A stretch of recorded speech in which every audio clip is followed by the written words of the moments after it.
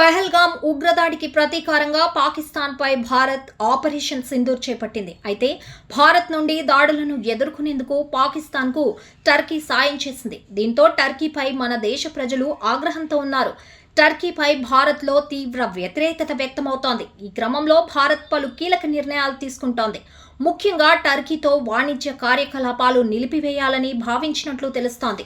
మరోవైపు టర్కీకి పర్యాటక ప్రాంతంగా గుర్తింపు ఉంది. ఏటా భారత్ నుండి వేల మంది పర్యాటకులు టర్కీ అందాలను వీక్షించేందుకు ఆ దేశం వెళ్తుంటారు. అయితే తాజాగా పాకిస్తాన్కు మద్దతుగా నిలిచిన టర్కీపై ప్రజలు ఆగ్రహంతో ఉన్నారు. ఈ క్రమంలో మన ట్రావెల్ ఏజెన్సీలు టర్కీ ఆన్లైన్ బుకింగ్లను నిలిపివేస్తున్నట్లు ఇప్పటికే ప్రకటించాయి. దీంతో టర్కీ పర్యాటక రంగంపై తీవ్ర ప్రభావం పడనుంది. అంతేకాక అనేక రంగాల నుండి టర్కీకి భారత్ నుండి ఉచ్చు బిగుస్తోంది. ఢిల్లీలోని ప్రఖ్యాత జేఎన్యూ తాజాగా కీలక ప్రకటన చేసింది. టర్కీలోని ఇనోను యూనివర్సిటీతో కుదుర్చుకున్న ఒప్పందంను నిలిపివేస్తున్నట్లు కీలక ప్రకటన చేసింది.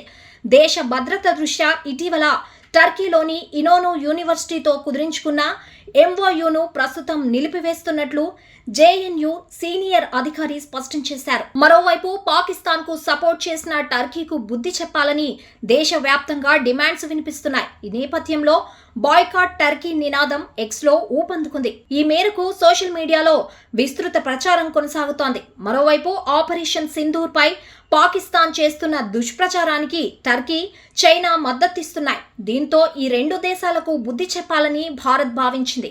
అందులో భాగంగానే చైనా టర్కీకి చెందిన కొన్ని ఎక్స్ అకౌంట్లను భారత ప్రభుత్వం బ్లాక్ చేస్తూ కీలక నిర్ణయం తీసుకుంది.